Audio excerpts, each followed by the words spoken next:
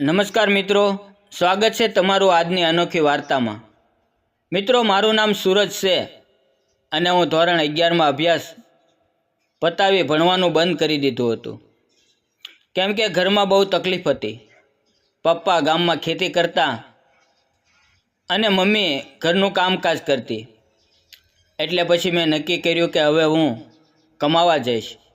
પછી મેં મારી મામીને વાત કરી તો તે તૈયાર થયા, પણ તે કહેવા લાગ્યા, સૂરજ, તારા મમ્મી પપ્પા તને મારી સાથે સુરત મોકલશે ખરા? હા મામી, મારા ઘેર પૈસે ટકે બહુ તકલીફ છે અને હું મારા પપ્પાને થોડી મદદ કરવા માગું છું। મામી બોલ્યા, ઠીક છે, હું તને સુરત લઈ જવા તૈયાર છું, તું તારા મમ્મી પપ્પાને વાત કરી લેજે। પછી સુરજ તેના પપ્પાને બધી વાત કરે છે અને તેની મામી સાથે જવા માટે તેના પપ્પા કહે છે, ઠીક છે, જો તારે જવું હોય તો જા। પછી હું બીજે દિવસે મારી મામી સાથે સુરત જવા રવાના થઈ જાઉં છું। મારા મામા તો પહેલેથી જ સુરત હતા। તેમણે મને બોલાવ્યો, અરે સૂરજ, આવ, મજામાં? મેં કહ્યું, હા મજામાં। અને તે બોલ્યા, સારું કર્યું તું તારી મામી સાથે આવ્યો, કેમ કે હું નાઇટ શિફ્ટ લેવાનું વિચારી રહ્યો હતો। તારી મામી જોડે રાત્રે કોઈ હતું નહીં। હવે મને ચિંતા નહીં, તું આવી ગયો એટલે પછી મામાએ મને દિવસે ગેરેજમાં નોકરીએ રખાવી દીધો અને સાંજે 6 વાગ્યે હું ઘેર પાછો આવતો, પણ મામા 8 વાગ્યે નાઇટ શિફ્ટમાં જતા રહેતા, એટલે હું અને મામી એકલા ઘરે રહેતા। હવે એક દિવસ રાત્રે મામી બોલ્યા, સૂરજ, જાગા છો કે ઊંઘી ગયો? હું બોલ્યો, હા મામી, આવો ને, હું જાગું જ છું। મામીએ કીધું, મારી કમરના બ્લાઉઝનો નીચેનો છેડો જરા ખુલતો નથી અને મારો હાથ પણ પહોંચતો નથી। મેં કહ્યું, લાવો મામી।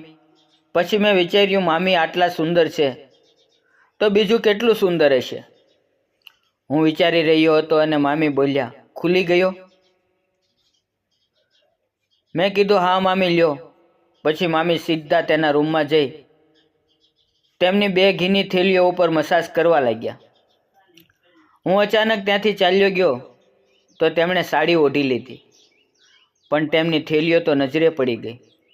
હું બોલ્યો, મારે પાણી જોઈએ છે। બહાનું કાઢી પાછો મારા રૂમમાં આવી ગયો। મને રાતભર નીંદર ન આવી। તેમના વિચારમાં સવાર થતાં ગેરેજમાં જતો રહ્યો અને સાંજે પાછો આવ્યો। મામીએ કહ્યું, જમી લે સૂરજ।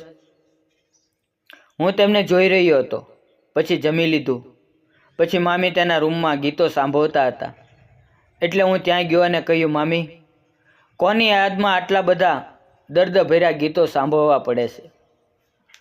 ત્યારે મામી હસી પડ્યા અને કહ્યું, કાંઈ નહીં સૂરજ, તું એ બધું શું બોલા છો વગર વિચારે? ના ના મામી, કાંઈક વાત તો છે। બસ તારી કસમ, મારું છોડ, તારે કોઈ છોકરી સાથે અફેર છે? ના મામી, મારે નથી, એવું મને ક્યાં કોઈ મળે છે? આમ હું નિરાશા સાથે તેની સામે વાત કરી એટલે તે મારી જોડે આવે છે અને કહે છે, સૂરજ, સોરી, મારે તારું દિલ દુખાવવાનો કોઈ ઈરાદો બિલકુલ નહોતો, પણ સાચે જ મારે કોઈ પ્રેમિકા નથી। તમે મને પ્રેમ શીખવાડો ને, કેવી રીતે કરાય? મામી બોલે છે, હું તને કેવી લાગુ છું? મામી, તમે તો ચાંદના ટુકડા જેવા લાગો છો। તો ભાઈ, તારા મામા મારો શોખ પૂરો નથી કરતા અને હું નિરાશ રહું છું। તો મામી, આજથી તમારી ચિંતા ગઈ સમજો।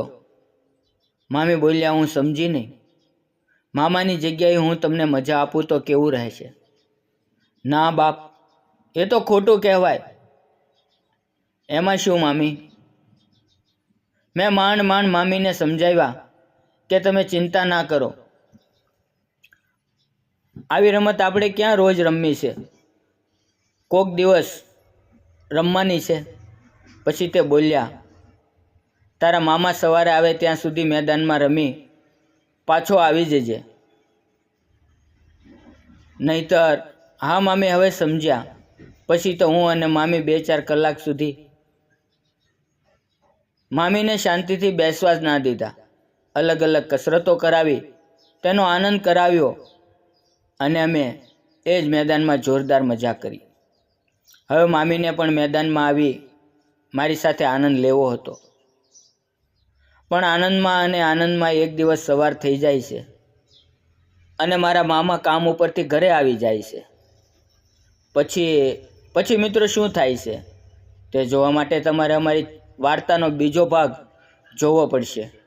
તો મિત્રો, આગળનો વિડીયો જોવા ચેનલને લાઈક કરી સબસ્ક્રાઈબ કરી દેજો, જેથી અમારા નવા વિડીયોની સૂચના તમને તરત મળી જાય.